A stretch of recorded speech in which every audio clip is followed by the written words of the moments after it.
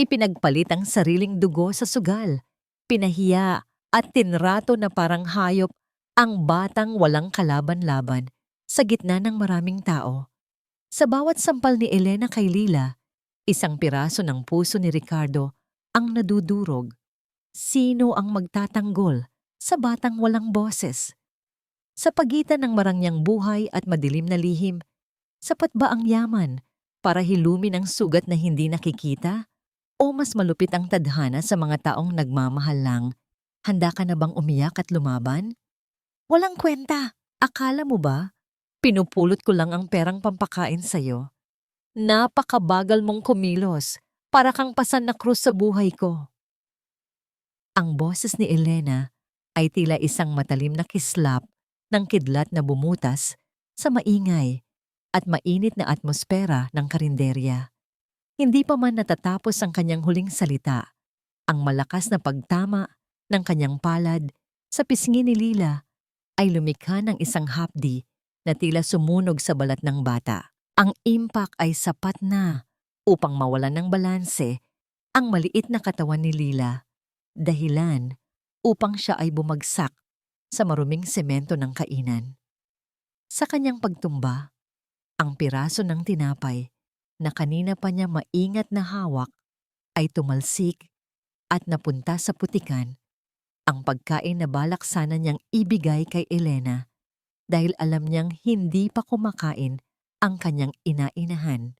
Sa bawat segundong lumilipas, ang paligid ay tila nagmula sa isang malabong panaginip. Ang amoy ng pritong isda, ang singaw ng kanin, at ang tawanan ng mga customer ay biglang naglaho sa pandinig ni Lila na palitan ng isang nakabibinging ugong sa loob ng kanyang ulo.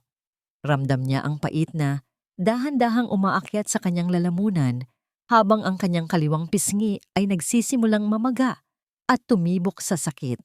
Hindi siya umiyak ng malakas. Sa halip, ang kanyang mga mata ay nanatiling nakapako sa tinapay na ngayon ay marumi na, habang ang kanyang mga kamay ay nanginginig na sumisiksik sa kanyang punit-punit na palda. Ang bawat paghinga niya ay tila isang mabigat na pasanin, isang tahimik na pagsusumamo sa tadhana na sana ay maglaho na lamang siya sa kinatatayuan. Hindi kalayuan sa kinalulubog ng bata. Sa isang madilim na sulok ng karinderya, nakaupo si Ricardo Olvera. Ang kanyang mga daliri ay mahigpit na nakakapit sa hawakan ng kanyang baso hanggang sa mamuti ang kanyang mga kuko.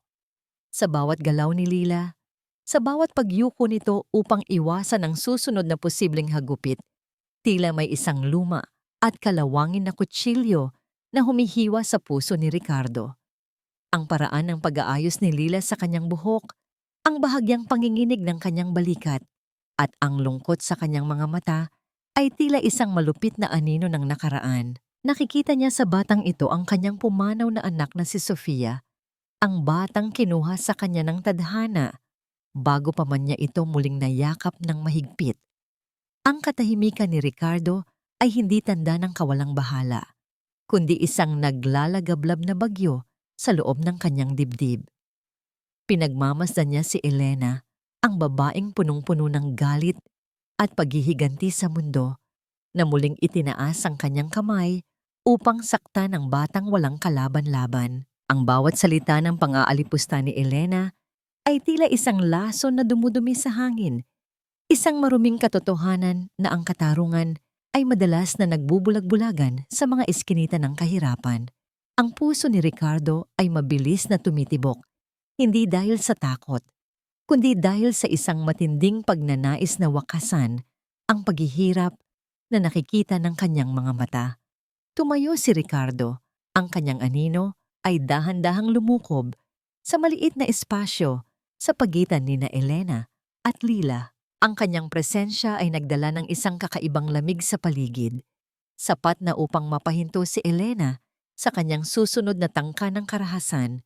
Tumingin si Ricardo kay Lila na ngayon ay nakatingala sa kanya ng may halong takot at pagtataka. Ang mga luha ay sa wakas ay nagsimulang pumatak sa maruming pisngi nito.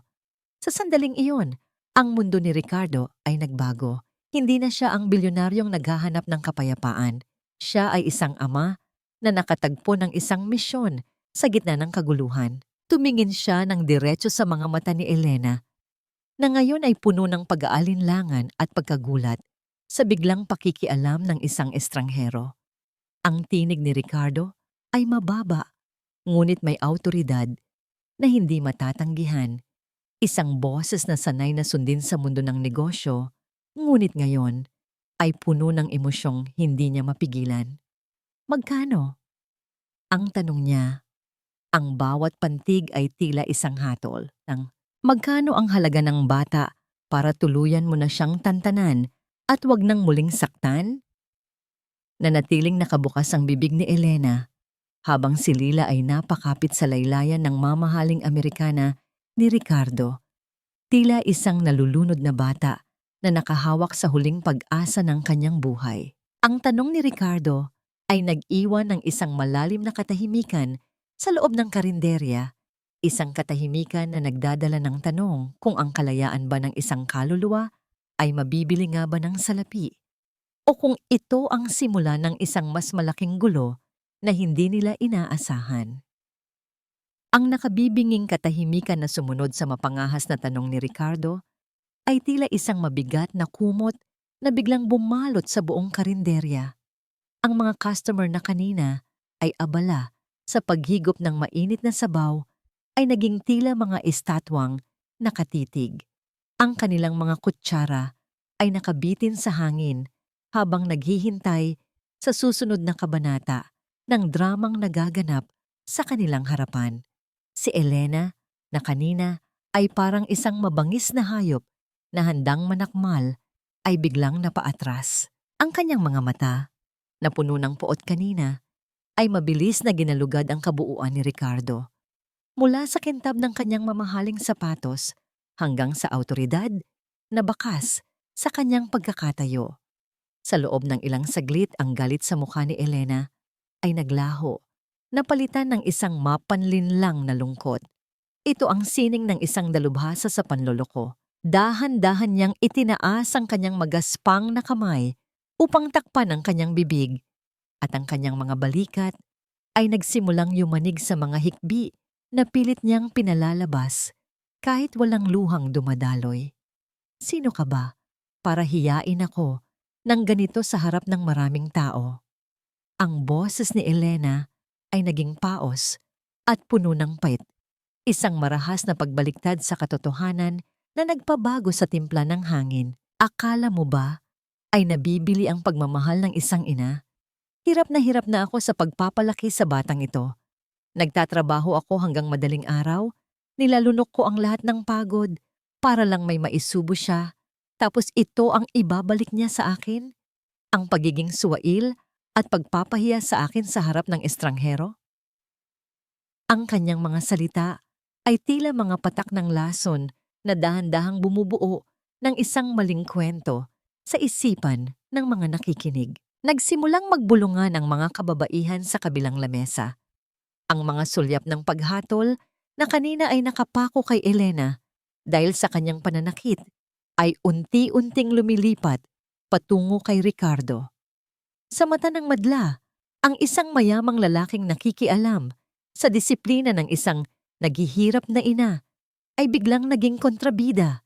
Ito ang kapangyarihan ng gaslighting ni Elena. Ang gawing kasalanan ng iba ang sarili niyang kalupitan. Pinanood ni Ricardo ang palabas na ito nang may malamig na pagkamuhi na nagngingit-ngit sa kanyang dibdib. Nakita niya kung paano pilit na hinawakan ni Elena ang payat na braso ni Lila. Ang mga kuko nito ay pilit na ibinabaon sa balat ng bata habang ang mukha niya ay nananatiling mukhang kawawa sa harap ng publiko. Sa likod ng mga peking hikbi ni Elena, nakita ni Ricardo ang isang kislap ng kasakiman sa kanyang mga mata nang mabanggit ang salapi. Hindi ito luha ng pagsisisi, kundi laway ng isang gutom na asong nakakita ng pagkakataong makakuha ng pera. Umalis na tayo rito, Lila. Pinapahiya tayo ng lalaking ito na akala mo kung sinong malinis. Ang mariing sabi ni Elena habang marahas na hinahablot ang kamay ng bata. Tumalikod sila at mabilis na lumabas ng karinderya. Hindi hinayaan ni Ricardo na mawala sila sa kanyang paningin. Sa bawat hakbang ng kanyang mga sapatos sa basang kalsada, naramdaman niya ang bigat ng isang obligasyong hindi niya maipaliwanag sa sarili. Sinundan niya sila sa malayo.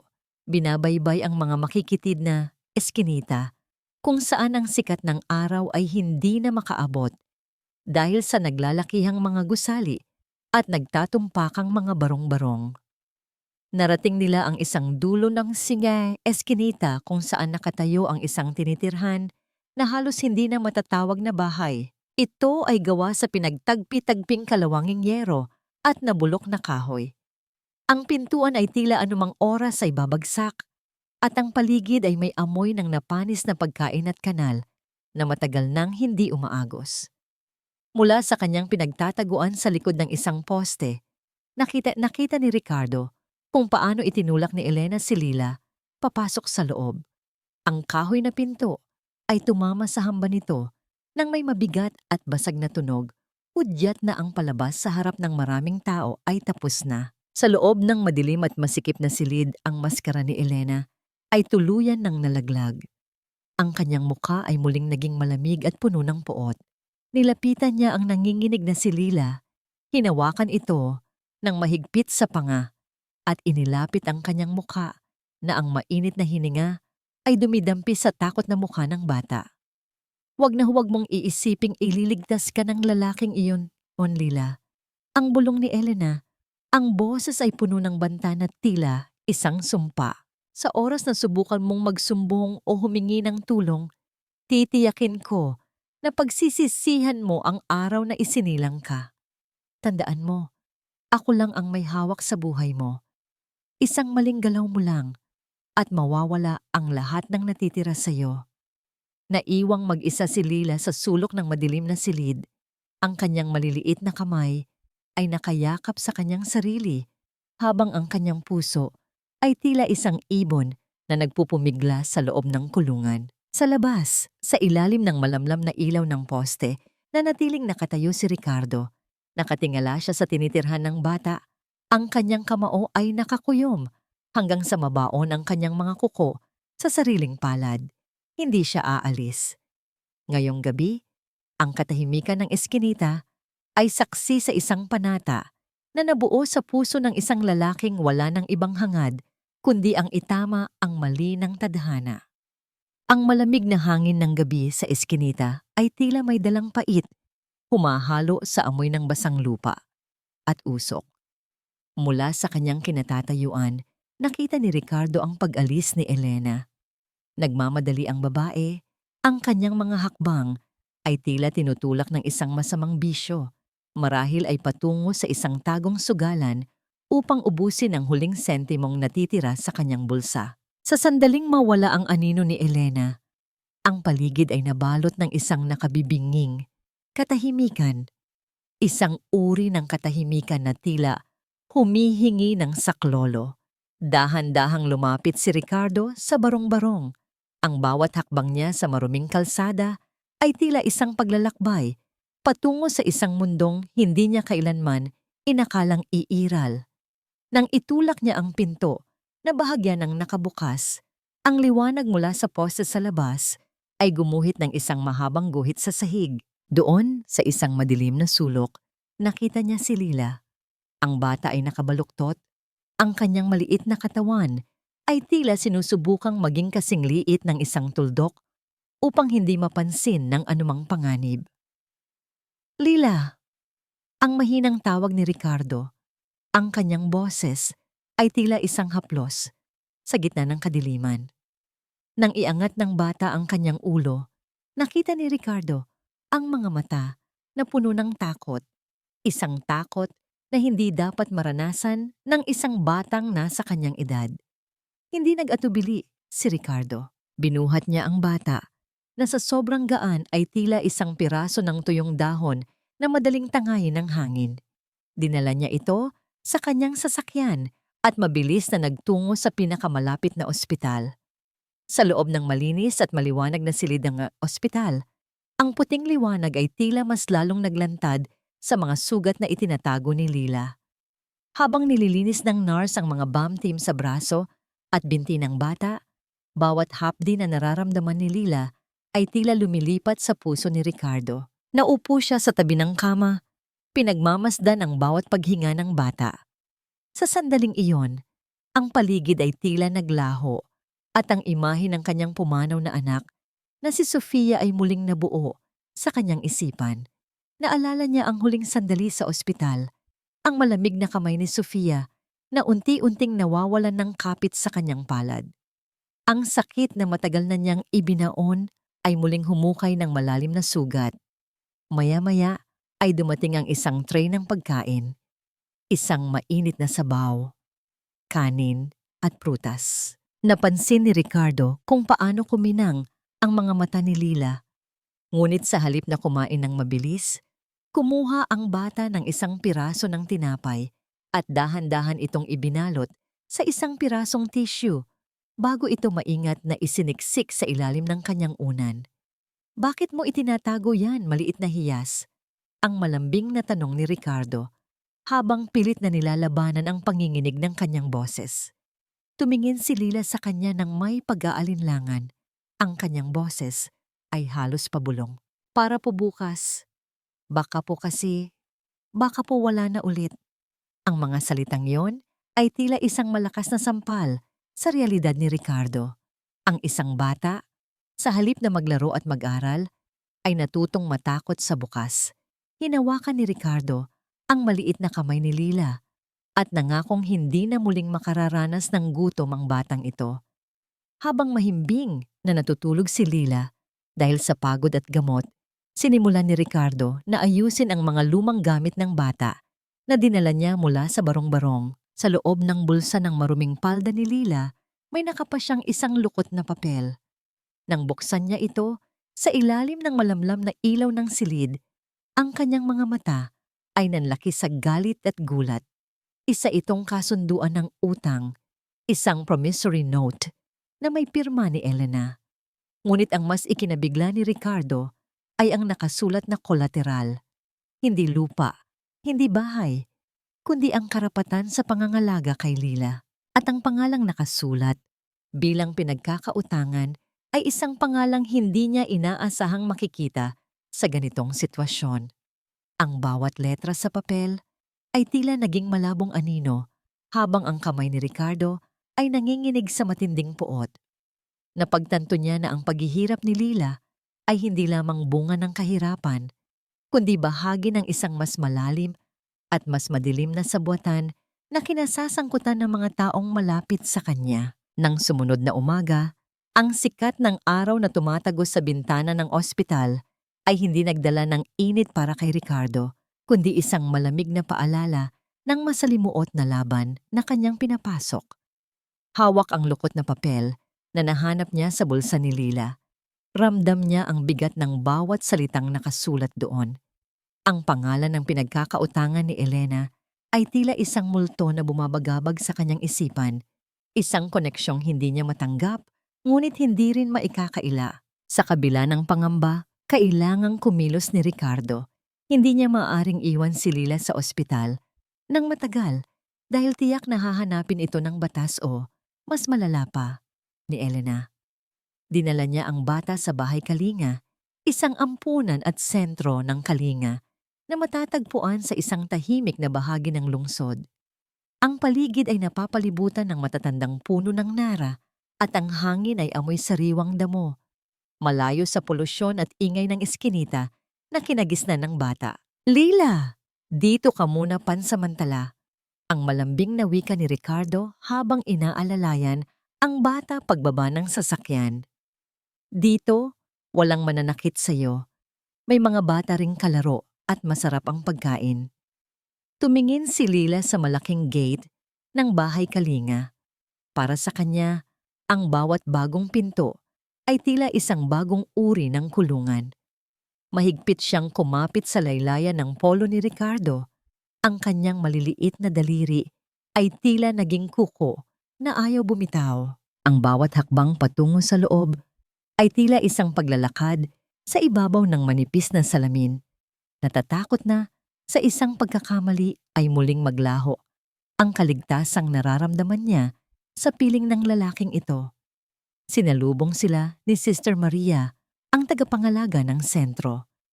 Habang nag-uusap ang dalawa tungkol sa mga dokumento at legalidad, isang marangyang sasakyan ang dahan-dahang huminto sa tapat ng gate. Ang tunog ng pagpatay ng makina ay tila isang hudyat ng paparating na bagyo. Lumabas mula rito ang isang lalaking bihis na bihis, may taglay ng ngiting hindi umaabot sa kanyang mga mata. Si Emilio, ang nakababatang kapatid ni Ricardo. "Kuya, sabi ko na nga ba at dito kita matatagpuan?" Ang boses ni Emilio ay puno ng sarkasmo habang dahan-dahang naglalakad patungo sa kanila. "Look at you, Ricardo, ang dakilang tagapagligtas ng mga api. Isang bilyonaryong nag-aaksaya ng oras sa isang batang pulubi. It's all over the news, kuya. Pinagmumukha mong tanga ang pamilya natin." Humarap si Ricardo sa kanyang kapatid. Ang kanyang mukha ay naging kasing tigas ng bato. "Hindi ito tungkol sa pamilya, Emilio. Tungkol ito sa buhay ng isang bata na minaltrato sa harap ko mismo. Hindi ko hahayaang mabulok siya sa impyernong kinalalagyan niya." Tumawa ng mahina si Emilio, isang tunog na walang bahid ng saya. Lumapit siya kay Lila, na ngayon ay nagtatago na sa likod ng binti ni Ricardo. Yumuko si Emilio upang pantayan ang paningin ng bata, ngunit ang lamig sa kanyang mga mata ay sapat na upang manginig muli ang maliit na katawan ni Lila. "Alam mo ba, kuya, na sa mata ng batas, ikaw ang masama rito?" Ang bulong ni Emilio habang tumatayo ng tuwid. "Wala kang karapatan sa batang iyan. Ang ginagawa mo ay hindi pagliligtas, kundi kidnapping. You're acting like a hero in a cheap movie, but in reality, you're just a broken man trying to replace a dead daughter with a piece of trash from the streets." Ang mga salitang iyon ay tila isang malakas na suntok sa sikmura ni Ricardo. Ang pagbanggit sa pumanaw niyang anak ay nagpagising sa galit na matagal na niyang sinusubukang patulugin. Ngunit bago pa siya makasagot, tumalikod na si Emilio at nagsimulang maglakad pabalik sa kanyang sasakyan. "Huwag mong kalimutan, kuya," ang pahabol na wika ni Emilio bago sumakay. "Ang bawat aksyon ay may katumbas na presyo. At sa pagkakataong ito, baka hindi sapat ang yaman mo para bayaran ang gulong pinasok mo." Nang makaalis ang sasakyan ni Emilio, ang katahimikan sa bahay Kalinga ay tila naging mapanganib. Sa loob ng sasakyan, kinuha ni Emilio ang kanyang telepono at may tinawagang numero. Ang kanyang tinig ay naging mababa at puno ng lihim na plano habang pinagmamasdan ang refleksyon ng bahay Kalinga sa kanyang side mirror. Nahanap na ni kuya ang bagong laruan niya, ang sabi ni Emilio sa kausap sa kabilang linya. Kailangan nating kumilos bago pa niya malaman ang tunay na halaga ng batang iyan. Ihanda mo ang mga dokumento. Sisiguraduhin nating hihilingin niya na sana ay hindi na lang niya nakilala ang batang iyon. Ang bawat ngiti ng isang bata ay tila isang panalangin na sinasagot ng langit. Ngunit para kay Lila, ang nangiti ay isang nakalimutang wika. Sa loob ng ilang araw sa bahay Kalinga, nanatili siyang parang isang anino sa sulok ng silid. Pinagmamasdan ng ibang mga bata na naglalaro ng may halong pagtataka at takot. Ang bawat malakas na tawanan sa paligid ay nagdudulot sa kanya ng bahagyang pagkislot. Tila ba inaasahan niya na anumang oras ay may darating na kamay upang patahimikin ang kagalakang iyon sa pamamagitan ng isang marahas na hampas.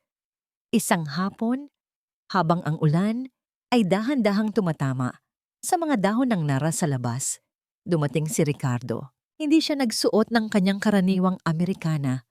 Nakasuot lamang siya ng simpleng puting polo na tila nagpapababa sa kanyang tindig upang hindi siya magmukhang nakatatakot sa paningin ng bata. May dala siyang isang maliit na kahon na nakabalot sa makulay na papel. Naupo siya sa sahig, hindi kalayuan sa kinalalagyan ni Lila, at tahimik na binuksan ang kahon. Naglalaman ito ng mga bagong Crayola at isang puting drawing book. Alam mo, Lila, noong bata pa ako, mahilig din akong magkulay. ang malambing na wika ni Ricardo habang dahan-dahang inilalapag ang isang asul na Crayola sa harap ng bata. Ang sabi nila, ang bawat kulay ay may sariling kwento. Gusto mo bang turuan mo akong gumuhit ng iyong sariling kwento? Matagal na tinitigan ni Lila ang Crayola. Sa kanyang mundo, ang mga bagay na bago at maganda ay hindi para sa kanya. Ito ay para lamang sa mga taong mabubuti o may pakinabang.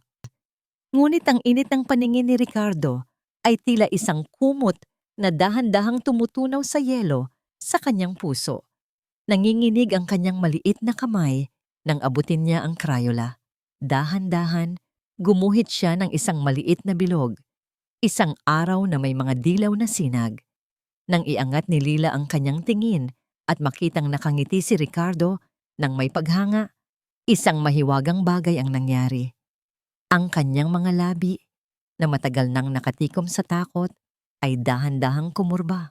Isang maliit, halos hindi marinig na hagikhik ang kumawala sa kanyang lalamunan. At sa wakas, isang tunay na ngiti ang sumilay sa kanyang mukha. Para kay Ricardo, ang sandaling iyon ay tila isang himala. Ang bigat na matagal nang nakadagan sa kanyang dibdib mula nang mawala si Sofia ay tila gumaan, napalitan ng isang pangakong hinding-hindi niya tatalikuran. Ngunit habang nagaganap ang mapayapang tagpong ito, sa isang madilim at mausok na sulok ng isang tagong bar sa lungsod, ang kadiliman ay muling nagluluto ng bagong lason. Nakaupo si Elena sa harap ni Emilio. Ang kanyang mukha ay puno ng kapalaluan habang nilalaklak ang isang baso ng alak. Inilapag ni Emilio ang isang makapal na sobre sa mesa. Ang tunog ng pagtama nito sa kahoy ay tila isang hudyat ng kamatayan. Ayusin mo ang iyong sarili, Elena. Ang mariing utos ni Emilio. Ang kanyang mga mata ay nanlilisik sa ilalim ng malamlam na ilaw. Gusto ni Ricardo na maging bayani? Ibibigay natin sa kanya ang papel na yon. Bukas na bukas din, haharap ka sa media.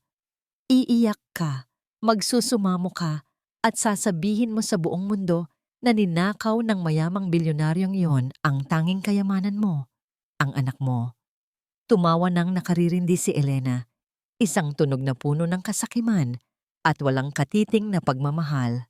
Madali lang yan, Sir Emilio. Sanay akong magmukhang kawawa. Pero huwag mong kalilimutan ang usapan natin.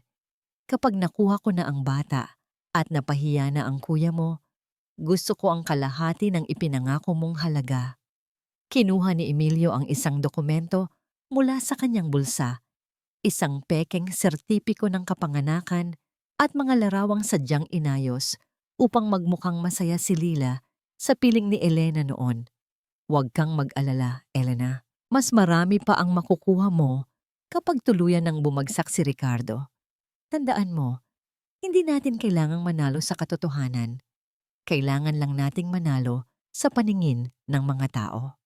Habang ang dalawang kontrabida ay nagpaplano ng susunod na hakbang, ang ulan sa labas ay naging mas malakas, tila ba nagbababala sa paparating na unos.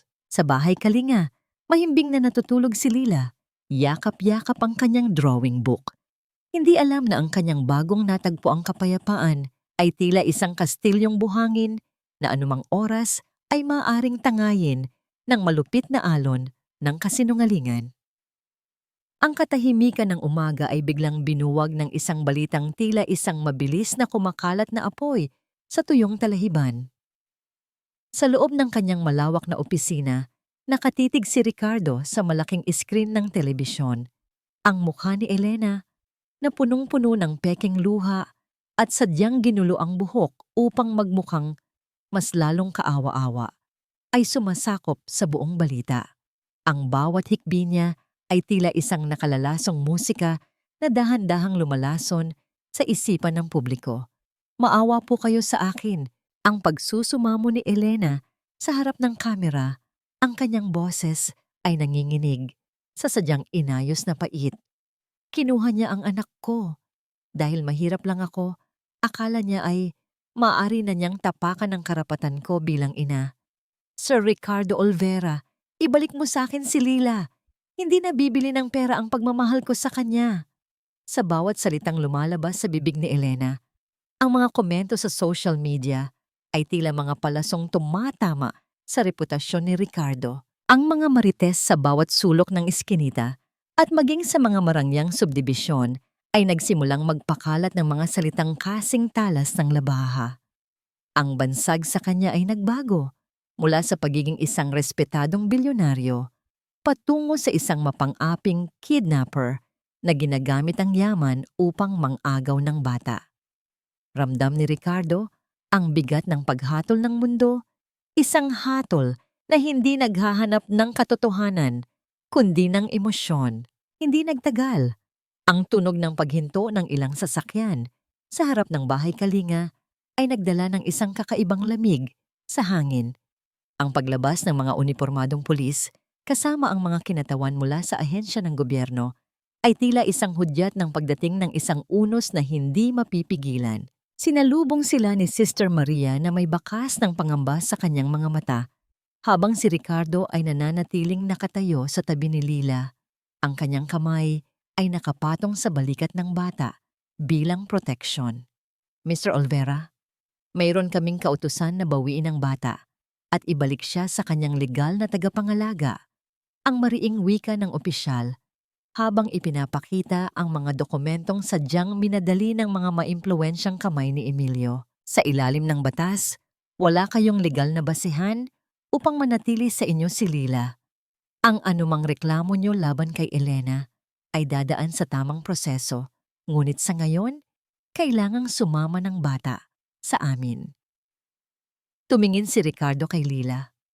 Ang bata ay tila naging isang estatwa ng takot. Ang kanyang maliliit na kamay ay nagsimulang manginig at ang kanyang mga mata ay mabilis na nagpalipat-lipat mula sa mga pulis patungo kay Ricardo. Ang alaala ng madilim na eskinita, ng mabigat na kamay ni Elena at ng gutom na matagal niyang tiniis ay muling nagbalik ng mas matindi pa sa dati. Nang tangkaing hawakan ng isang opisyal ang braso ni Lila, ang bata ay biglang sumigaw. Isang sigaw na punong-puno ng hapdi at kawalang pag-asa na tila bumasag sa katahimikan ng buong ampunan. Mabilis siyang yumakap sa binti ni Ricardo. Isinusubsob ang kanyang muka sa tela ng pantalon nito, habang ang kanyang mga hikbi ay tila mga alon na humahampas sa dalampasigan. Papa Ricardo, huwag niyo po akong ibalik sa kanya. Ang nagmamakaawang tinig ni Lila. Ang bawat salita ay tila isang matalim na karayom na tumutusok sa puso ni Ricardo. Ayoko na po doon. Sasaktan niya po ulit ako. Please, Papa Ricardo, huwag po. Ang bansag na papa na lumabas sa bibig ni Lila ay tila isang kuryenteng gumising sa bawat hibla ng pagkatao ni Ricardo. Tumingala siya at nakita ang nakakalokong ngiti ni Emilio na nakamasid mula sa malayo sa loob ng kanyang madilim na sasakyan. Alam ni Ricardo na sa sandaling bitawan niya ang kamay ni Lila, ay tila ibinibigay na rin niya ang bata sa mga kuko ng kamatayan. Ang bawat segundo ay tila isang oras ng paghihirap habang ang mga opisyal ay dahan-dahang hinihiwalay ang maliliit na daliri ni Lila mula sa kanyang pagkakahawak. Ang bawat daliri ni Lila na pilit na kumakalas sa pagkakahawak sa pantalon ni Ricardo ay tila isang hibla ng kanyang puso na unti-unting pinapatid. Ang bawat pagsusumamo ng bata ay tila isang matalim na kutsilyo na humihiwa sa katahimikan ng bahay Kalinga. Nang tuluyan ng maisara ang pinto ng sasakyan ng ahensya, ang tunog ng paglapat ng bakal sa hamba nito ay tila isang huling hatol na nagpabagsak sa mundo ni Ricardo. Naiwan siyang nakatayo sa gitna ng alikabok. Ang kanyang mga kamay ay hungkag at ang kanyang pandinig ay tila nabubulag ng paulit-ulit na eko ng salitang papa na iniwan ni Lila sa hangin. Hindi nagtagal. Isang marangyang sasakyan ang dahan-dahang gumilid sa kanyang tapat. Bumaba ang bintana nito at lumitaw ang mukha ni Emilio, ang kanyang kapatid na dapat sana ay katuwang niya sa buhay. Ngunit ngayon ay tila isang estrangherong may dalang lason. Ang ngiting nakapinta sa mga labi ni Emilio ay hindi para sa kagalakan, kundi isang selebrasyon ng kanyang tagumpay sa pagpapabagsak sa sariling dugo. Masakit ba, kuya? Ang tanong ni Emilio. Ang boses ay puno ng mapait na tamis. Sabi ko naman sa'yo, huwag kang maglaro ng bayani sa mundong puno ng mga lobo. Pinagmukha mong basura ang pangalan ng mga Olvera dahil sa isang batang galing sa kanal. Humarap si Ricardo sa kanyang kapatid. Ang kanyang mga mata ay naglalagablab sa poot na matagal na niyang kinikimkim. Ang bawat hakbang niya patungo sa sasakyan ni Emilio ay tila isang pagyanig ng lupa. Bakit, Emilio? Bakit kailangan mong pumanig sa isang halimaw na tulad ni Elena? Alam mong mamatay ang bata sa kamay niya. Sarili mong pamangkin ang turing ko sa kanya. Bakit kailangan mong maging traidor? Tumawa ng mahina si Emilio, isang tunog na tila pagkis-kis ng tuyong dahon sa semento. Traidor? No, kuya. I'm a businessman. Si Elena ay isang kasangkapan lang para magising ka sa katotohanan. Masyado kang nabulag sa nakaraan. Nakikita mo si Sofia sa bawat batang nakikita mo sa kalye at iyan ang kahinaan mo na sisira sa ating kumpanya. Hindi ko hahayaang ang isang mabuhay na isipan ang humawak sa yaman na pinaghirapan nating lahat. Dito na naramdaman ni Ricardo ang tunay na lalim ng sugat. Ang pagtatraidor ni Emilio ay hindi lamang tungkol sa pera. Ito ay tungkol sa paglapastangan sa kanyang pagdadalamhati. Lumapit si Ricardo at hinawakan ang pintuan ng sasakyan. Ang kanyang tinig ay naging mababa at puno ng banta. Huwag mong gagamitin ang anak ko laban sa akin, Emilio. Hinding-hindi mo maiintindihan ang pakiramdam ng mawalan dahil wala kang puso na kayang magmahal. Ngunit sa halip na matakot, mas lalong lumawak ang ngiti ni Emilio. May kinuha siyang isang makapal na folder mula sa kanyang tabi at dahan-dahang inilabas ang ilang mga dokumento. Ang mga ito ay mga lumang record mula sa psychiatric hospital kung saan sumailalim sa therapy si Ricardo matapos ang trahedya ni Sofia. Itong mga papel na ito, kuya. Ang bulong ni Emilio habang iwinagayway ang mga record. Ito ang tatapos sa laban mo. Sa susunod na linggo, sa harap ng korte, ipapakita ko sa buong mundo na ang dakilang Ricardo Olvera ay hindi fit na maging guardian at lalong hindi fit na mamuno sa Olvera Group. Sasabihin ko na ang pagkuha mo sa batang yon ay bunga lamang ng iyong delusional na isipan. Sino ang paniniwalaan ng judge? Ang isang inang umiiyak para sa kanyang anak o ang isang bilyonaryong may kasaysayan ng pagiging mentally unstable? Ang bawat salita ni Emilio ay tila isang matigas na pader na dahan-dahang umiipit kay Ricardo. Napagtanto niya na ang laban na ito ay hindi lamang pisikal. Ito ay isang digmaan ng perception kung saan ang kanyang sariling kapatid ang humukay ng kanyang libingan gamit ang kanyang pinakapribadong hapdi. Habang pinapaandar ni Emilio ang sasakyan at dahan-dahang umaalis, ang usok na iniwan nito ay tila isang madilim na anino na lumukob sa pag-asa ni Ricardo. Naiwan si Ricardo sa katahimikan. Ang folder ng mga ebidensya ni Emilio ay tila isang hatol na bitay na nakabitin sa kanyang leeg. Paano niya ililigtas si Lila kung ang kanyang sariling katinoan ay nakataya na sa bawat hakbang na kanyang gagawin? Ang ulan sa tondo ay tila walang balak tumigil. Ang bawat patak nito sa butas-butas na yero ay lumilikha ng isang malungkot at magulong ritmo na sumasalamin sa gulo sa loob ng barong-barong ni Elena. Ang amoy ng basang basura at napanis na pagkain ay muling dumampi sa ilong ni Lila. Isang malupit na paalala na ang panaginip niya sa bahay kalinga ay tapos na. Itinulak siya ni Elena papasok sa madilim na silid. Ang lakas ng pagkakatulak ay sapat na upang mapasubasob ang bata sa maruming sahig na gawa sa pinagtagpi-tagping kahoy. Welcome back sa totoong buhay, Lila. Ang boses ni Elena ay puno ng pangungutya habang dahan-dahang isinasara ang pinto at ibinababa ang trangka nito. Akala mo ba ay habang buhay kang magpapakasarap sa piling ng bilyonaryong yon? Akala mo ba ay totoo ang pagtawag mo sa kanya ng papa? Nagamit ka lang niya para magmukhang mabuti sa harap ng mga tao, pero sa huli, binalik ka rin niya sa akin dahil basura ka lang sa paningin nila. Pinilit ni Lila na tumayo kahit nanginginig ang kanyang mga tuhod. Ang hapdi sa kanyang mga siko ay hindi maikukumpara sa hapdi ng kanyang puso. Gusto niyang sumigaw. Gusto niyang sabihin na hindi totoo ang mga sinasabi ni Elena. Ngunit ang takot ay tila isang malamig na kamay na nakasakal sa kanyang lalamunan. Nanatili siyang nakayuko. Ang kanyang mga mata ay nakapako sa kanyang sariling mga paa na ngayon ay muling nababalot ng putik. Ano? Hindi ka sasagot? Lumapit si Elena at hinablot ang buhok ng bata. Pilit na iniangat ang mukha nito upang magtama ang kanilang mga paningin. Simula ngayon, wala nang Papa Ricardo. Wala nang masarap na pagkain.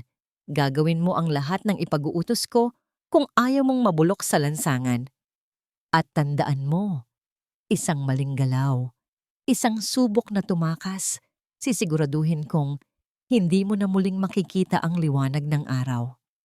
Nang bitawan siya ni Elena, dahan-dahang gumapang si Lila patungo sa isang sulok ng silid. Doon, sa ilalim ng isang tumpok ng mga lumang basahan, naramdaman niya ang isang matigas na bagay sa loob ng bulsa ng kanyang palda, isang bagay na palihim na isinilid ni Ricardo bago siya tuluyang kinuha ng mga awtoridad. Isang maliit at lumang telepono na ang baterya ay sadyang pinuno at ang tanging numerong nakarehistro ay ang kay Ricardo. Sa kabilang dako ng lungsod, sa loob ng kanyang madilim na silid, nakaupo si Ricardo sa harap ng kanyang lamesa. Ang bawat pagtibok ng kanyang puso ay tila isang mabilis na hakbang patungo sa kawalan. Hawak niya ang psychiatric records na ipinakita ni Emilio, ang mga papel na tila naging kadena sa kanyang mga kamay. Ngunit sa gitna ng kanyang kawalang pag-asa, kinuha niya ang kanyang sariling telepono at tinitigan ng screen, naghihintay sa isang hudyat na hindi niya alam kung kailan darating. Biglang nagkaroon ng mahinang pag-ilaw ang screen ng kanyang telepono. Isang mensahe ang dumating. Isang maikling mensahe na tila isang maliit na kandila sa gitna ng naglalakihang bagyo.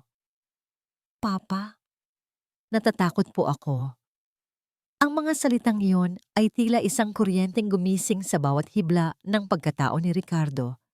Ang kanyang mga mata ay nanariwa sa luha, hindi dahil sa lungkot, kundi dahil sa isang panibagong determinasyon. Alam niyang sa sandaling sumagot siya, inilalagay niya sa panganib ang kanyang sarili sa harap ng batas. Ngunit ang kaligtasan ni Lila ay higit pa sa anumang katinuan o yaman. Dahan-dahan niyang itinaas ang telepono at nagsimulang magtipa ng sagot. Ang kanyang mga daliri ay nanginginig sa matinding emosyon. Huwag kang matakot. Maliit na hiyas. Nandito lang si Papa. Hindi kita pababayaan. Ngunit sa loob ng barong-barong, ang liwanag mula sa maliit na telepono ni Lila ay hindi nakatakas sa mapanuring mga mata ni Elena. Ang tunog ng dahan-dahang paglapit ng mga yapak ni Elena sa sahig ay tila isang hudyat ng kamatayan na palapit ng palapit sa kinalalagyan ng bata. Itinago ni Lila ang telepono sa kanyang likuran. Ang kanyang paghinga ay tila huminto habang ang anino ni Elena ay dahan-dahang lumulukob sa kanya. Anong itinatago mo sa likod mo, Lila? Ang malamig na tanong ni Elena. Ang boses ay puno ng hinala na tila isang matalim na kutsilyong handang sumaksak. Ang bawat tibok ng puso ni Lila ay tila isang mabilis na pagtambol sa loob ng kanyang dibdib. Isang tunog ng kaba na tila naririnig sa buong sulok ng madilim na silid. Ang anino ni Elena, na sadyang pinalaki ng malamlam na ilaw mula sa labas, ay dahan-dahang lumalamon sa kinalulubugan ng bata. Ramdam ni Lila ang pawis na namumuo sa kanyang noo. habang ang kanyang mga daliri ay nanginginig na nakakapit sa maliit na telepono sa kanyang likuran. Alam niyang ito na lamang ang tanging tulay niya patungo sa kaligtasan at kung mawawala pa ito, tuluyan na siyang malulunod sa kadiliman. Akala mo ba ay hindi ko makikita ang liwanag na yan? Ang boses ni Elena ay tila isang matalim na kislap ng kidlat, puno ng panunuya at panganib. Dahan-dahan siyang lumapit, ang bawat hakbang niya sa lumang sahig ay nagdudulot ng marahang pag-inggit ng kahoy na tila isang babala. Ilabas mo ang itinatago mo, Lila. Huwag mong hintayin na ako pa ang kumuha niyan dahil alam mo kung ano ang mangyayari. Sa gitna ng kanyang matinding takot, isang alaala ng tinig ni Ricardo ang biglang umalingaw-ngaw sa isipan ni Lila. Maging matapang ka, maliit na hiyas. Sa halip na ibigay ang telepono, nahanap ni Lila ang huling piraso ng kanyang lakas sa pamamagitan ng kanyang hinlalaki. Dahan-dahan niyang kinapa ang gilid ng telepono at pinindot ang butones para sa voice recording. Bakit mo po ito ginagawa, Inay Elena? Ang tanong ni Lila. Ang kanyang boses ay basag at nanginginig, ngunit may kalakip na determinasyong hindi niya akalaing taglay niya. Bakit kailangan niyo po akong saktan at pagsinungalingan si Papa Ricardo? Tumawa ng nakaririndi si Elena, isang tunog na puno ng kapalaluan at kawalang hiyaan. Naupo siya sa isang sirang silya sa tapat ng bata, tila nag-e-enjoy sa kanyang kapangyarihan. Papa Ricardo? Napaka-uto-uto mo talaga, bata ka. Akala ng bilyonaryong yon, totoo ang bawat patak ng luha ko sa harap ng TV. Hindi niya alam na bawat hikbi ko ay may katumbas na perang galing sa kapatid niya. Si Emilio ang utak sa lahat ng ito. Lila, binayaran niya ako para sirain ang kuya niya. At ikaw ang pain na gagamitin namin para ubusin ang yaman ng mga Olvera. Habang nagsasalita si Elena, ang telepono sa likod ni Lila ay tahimik na sumisip-sip sa bawat lason na lumalabas sa bibig ng babae. Inamin ni Elena ang lahat. Ang sabuatan nila ni Emilio, ang mga pekeng dokumento, at ang balak nilang itapon si Lila sa malayong probinsya kapag nakuha na nila ang huling sentimo mula kay Ricardo. Bawat salita ay tila isang matibay na ebidensya na dahan-dahang bumubuo ng bitag para sa mga kontrabida sa kabilang dako ng lungsod. Sa loob ng isang lihim na opisina, si Ricardo ay hindi rin tumitigil. Kasama ang isang matapat na investigador, dahan-dahan nilang binabaybay ang mga digital na bakas ng mga transaksyon ni Emilio.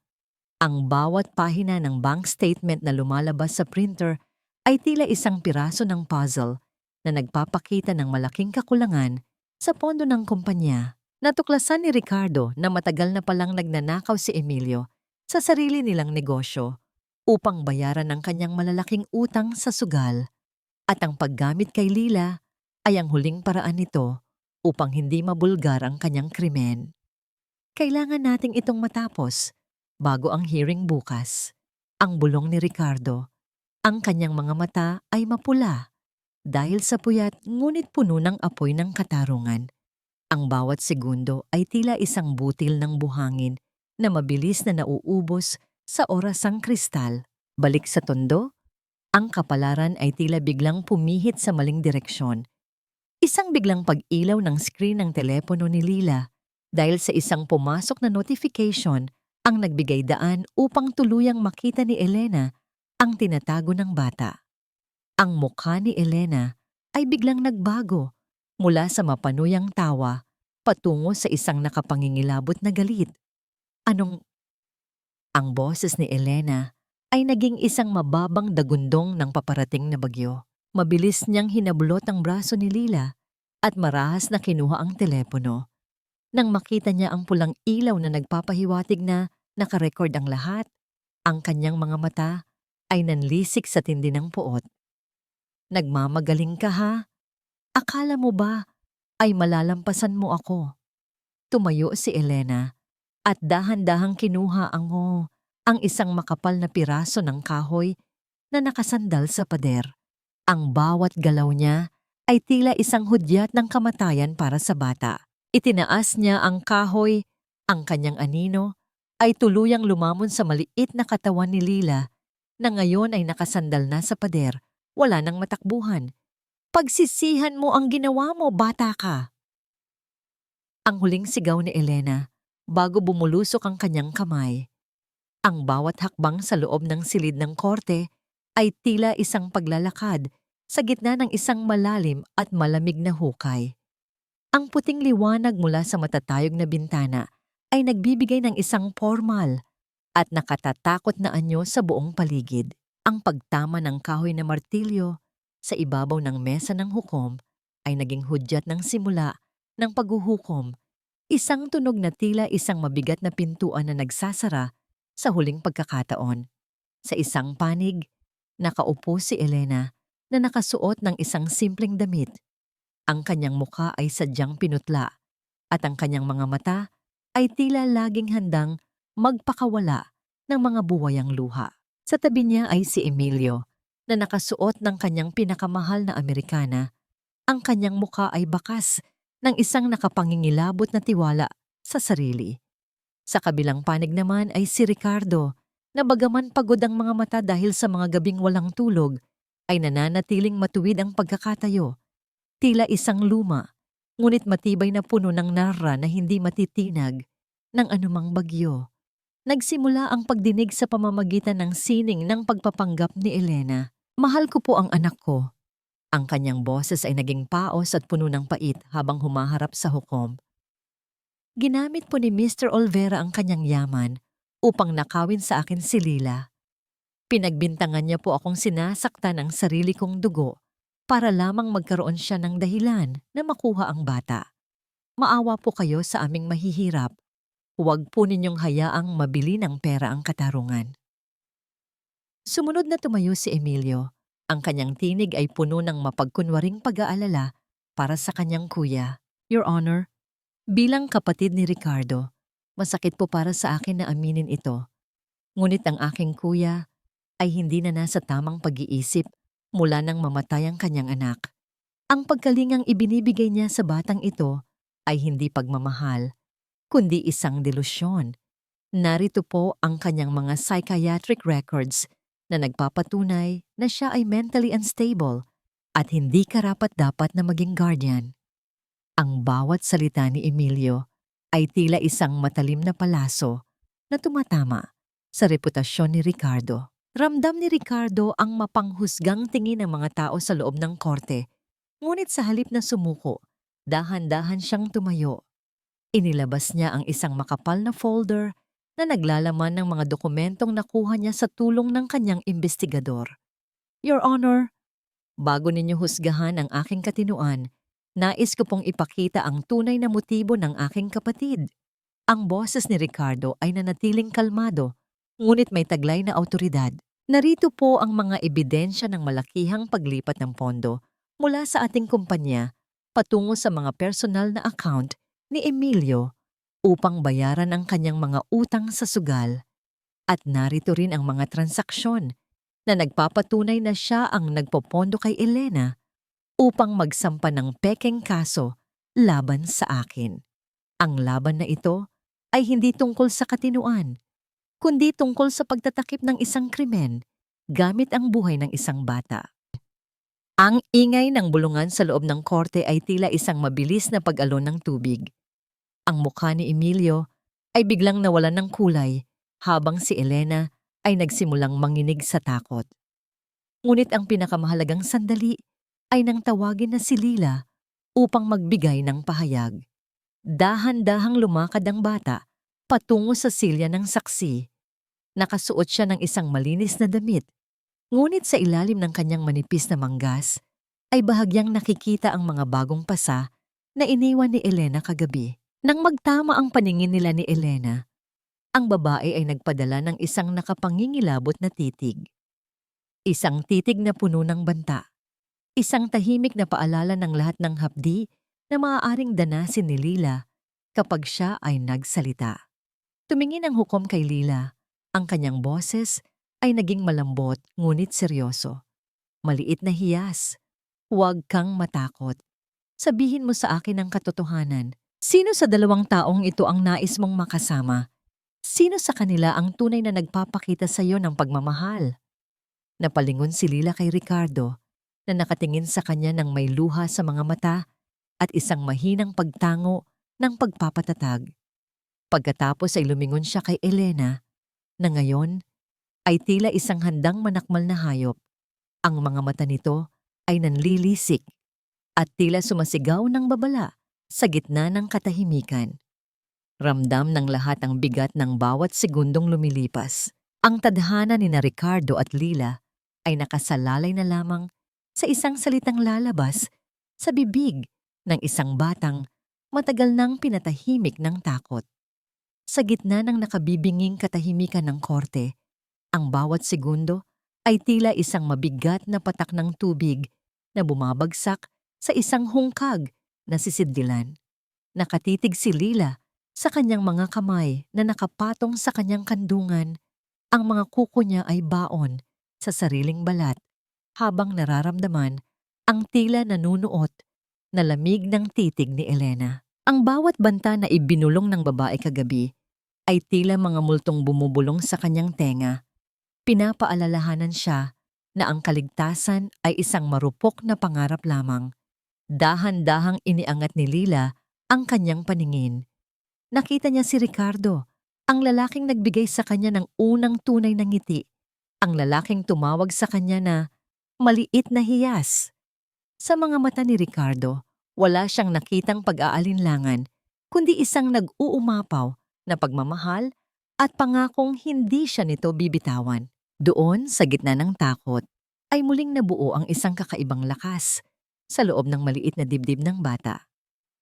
Ang totoo po, ang boses ni Lila ay nagsimula bilang isang mahinang bulong, ngunit dahan-dahan itong lumakas at naging matatag. Tila isang agos ng tubig na hindi mapipigilan. Hindi po ako ninakaw ni Papa Ricardo. Iniligtas niya po ako. Iniligtas niya po ako sa gutom, sa sakit, at sa bawat sampal na tinatanggap ko araw-araw mula kay Inay Elena. Isang malakas na ingay ng pagkagulat ang gumapang sa buong silid. Sinubukan ni Elena na tumayo. Ang kanyang mukha ay namumula sa galit habang pilit na nagpapalabas ng mga pekeng hikbi.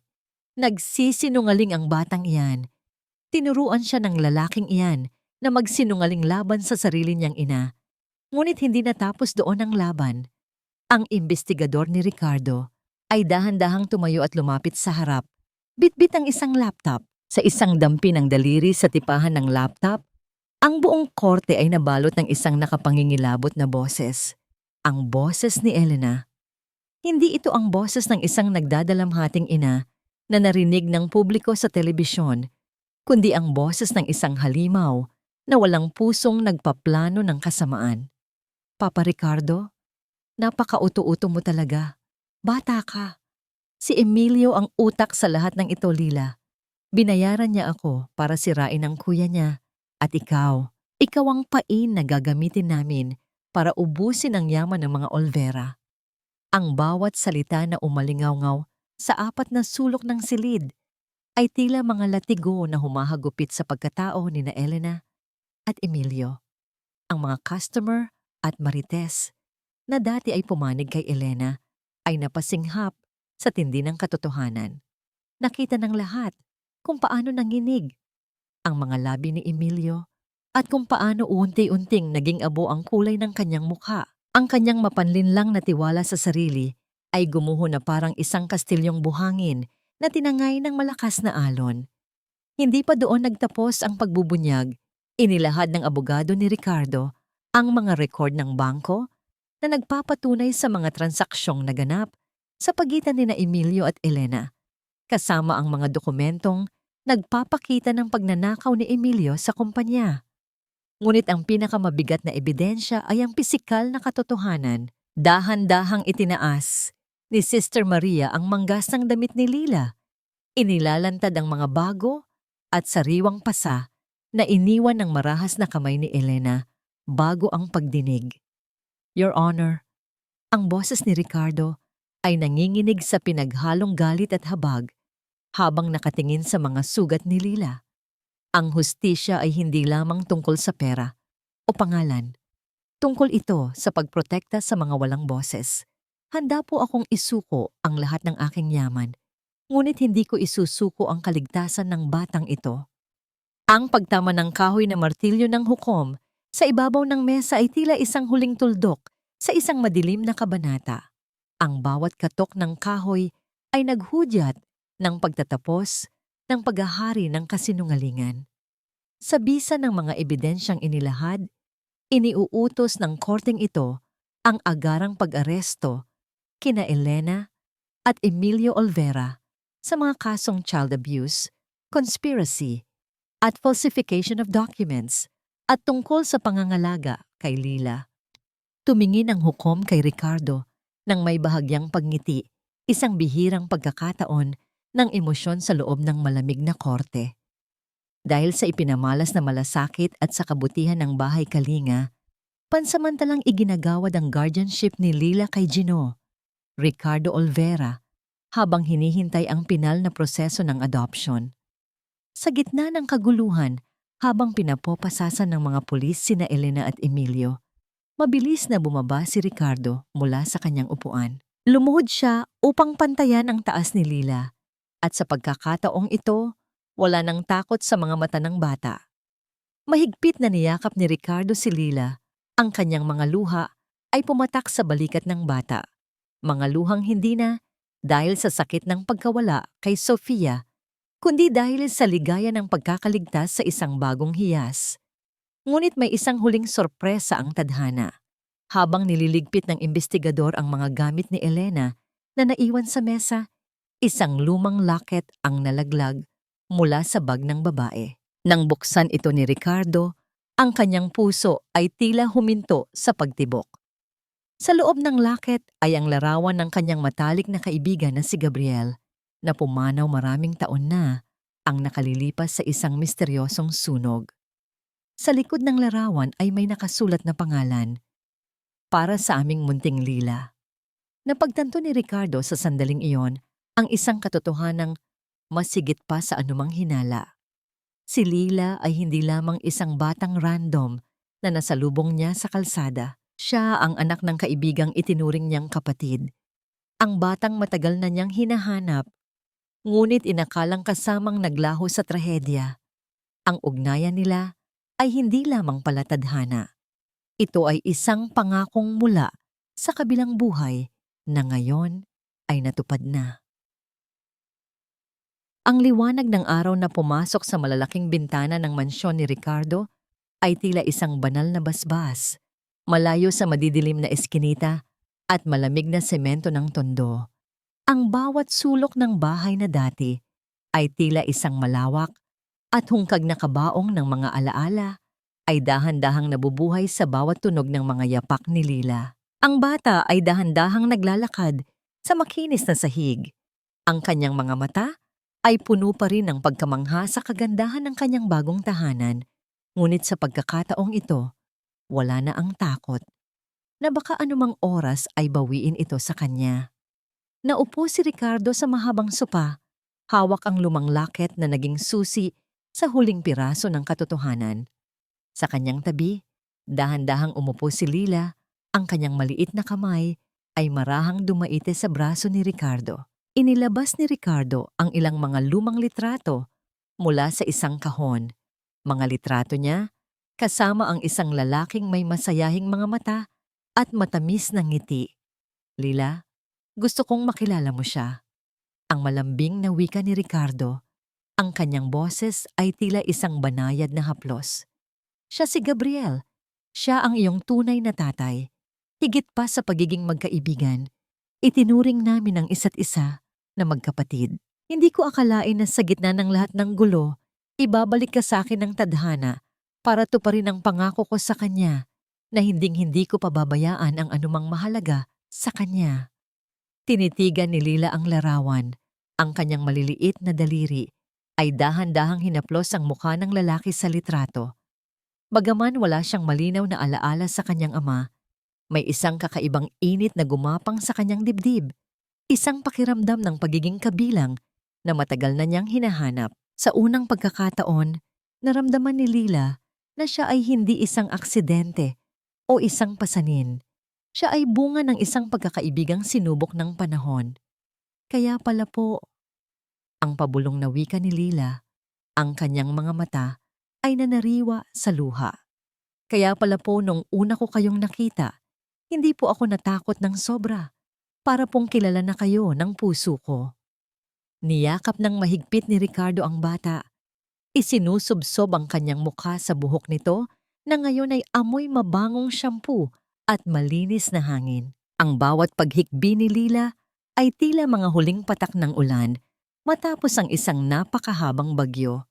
Sa sandaling iyon, ang multo ni Sofia at ang anino ni Gabriel ay tila nagtagpo sa hangin, nagbibigay ng basbas sa isang bagong simula. Makalipas ang ilang araw, isang formal na seremonya ang naganap sa bahay Kalinga.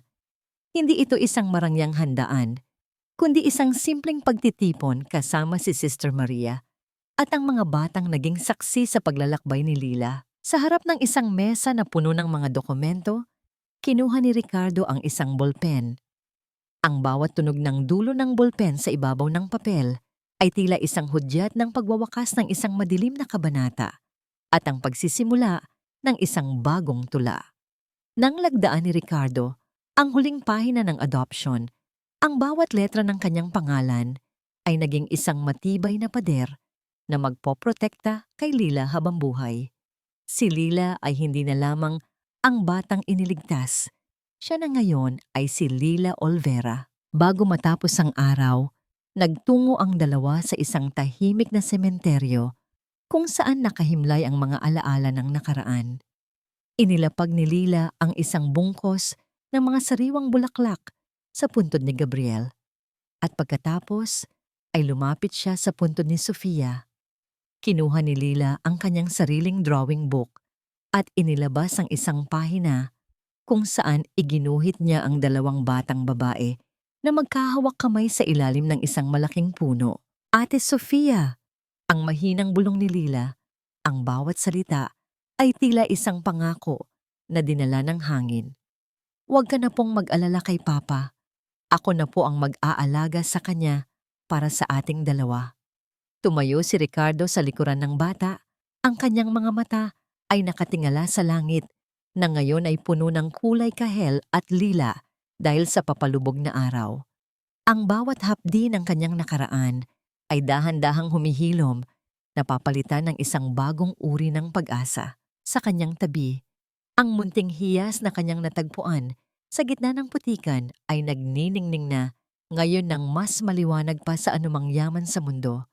Dahan-dahang hinawakan ni Lila ang kamay ni Ricardo at sabay silang naglakad palayo sa mga anino ng kahapon. Ang bawat hakbang nila sa damuhan ay tila isang paalala na sa likod ng bawat hapdi may isang bagong umagang naghihintay. Ang maintindihing buklod na nabuo sa pagitan nila ay hindi na kailanman mapapatid dahil ito ay nakaugat sa pag-ibig na kayang magpatawad, magpagaling, at muling bumuo ng isang nawasak na mundo. Lumipas ang isang taon at ang mansyon ng mga Olvera ay hindi na ang tahimik at malamig na museong kinatatakutan ng marami. Ang bawat sulok nito ay puno na ngayon ng buhay. Mula sa mga makukulay na drawing ni Lila na nakadikit sa ref hanggang sa amoy ng mainit na tsokolate at pandesal na humahalimuyak tuwing umaga. Ang malamiyos na huni ng mga ibon sa labas ng bintana at ang mahinang paggalaw ng mga kurtina dahil sa sariwang hangin ay tila isang masayang awit ng pasasalamat sa bagong simula. Nakaupo si Ricardo sa terrace, pinagmamasdan si Lila na abala sa pagdidilig ng mga halaman sa hardin. Ang bata ay suot ang kanyang uniforme sa paaralan. Ang kanyang buhok ay maayos na nakatali. At ang kanyang mga mata ay nagniningning sa kagalakang hindi na kailanman mababahira ng takot. Wala na ang mga bomb team sa kanyang balat. Napalitan ng malulusog na kulay ng isang batang inaalagaan ng tama. Sa bawat pagtawa ni Lila, habang hinahabol ang isang paru-paro, Nararamdaman ni Ricardo ang ganap na paghilom ng sarili niyang mga sugat. Hindi naging madali ang pagpapatawad, ngunit natutunan ni Ricardo na ang pagpapakawala sa poot ay hindi para sa mga taong nanakit sa kanya, kundi para sa sarili niyang kapayapaan.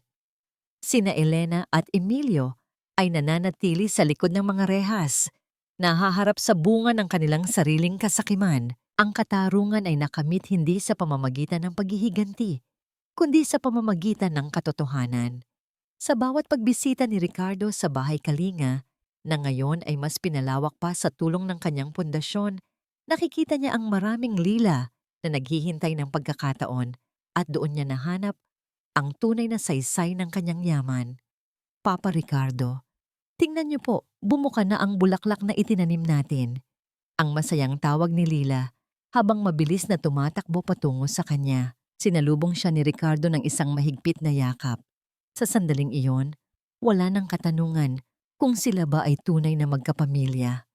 Ang dugo ay maaaring magbigay ng pangalan, ngunit ang pagmamahal, sakripisyo, at katapatan ang bumubuo sa isang tahanan. Natutunan ni Lila na ang mundo, bagaman kung minsan ay malupit, ay mayroon ding mga anghel na handang tumayo sa gitna ng bagyo para sa iyo. At natutunan ni Ricardo na ang pagkawala ay hindi laging katapusan, kundi isang paanyaya upang muling magbukas ng puso para sa mga taong ipinadala ng tadhana. Sa ilalim ng maliwanag na sikat ng araw, habang ang anino ng dalawa ay nagiging isa sa damuhan, isang malalim na katahimikan ang namayani. Isang katahimikang hindi nahungkag, kundi puno ng katiyakan. Ang sugat ng kahapon ay naging pilat na lamang na nagpapaalala sa kanilang katatagan. Ang pag-asa ay hindi na lamang isang salita, kundi isang buhay na katotohanan na dahan-dahang namumukadkad sa bawat segundong magkasama sila. Sa huli, ang pag-ibig na walang kondisyon ang pinakamakapangyarihang lunas, ang tanging bagay na kayang bumuo sa anumang nawasak at ang tanging tulay na mag-uugnay sa dalawang kaluluwang pinagtagpo ng langit upang maging pamilya habang buhay.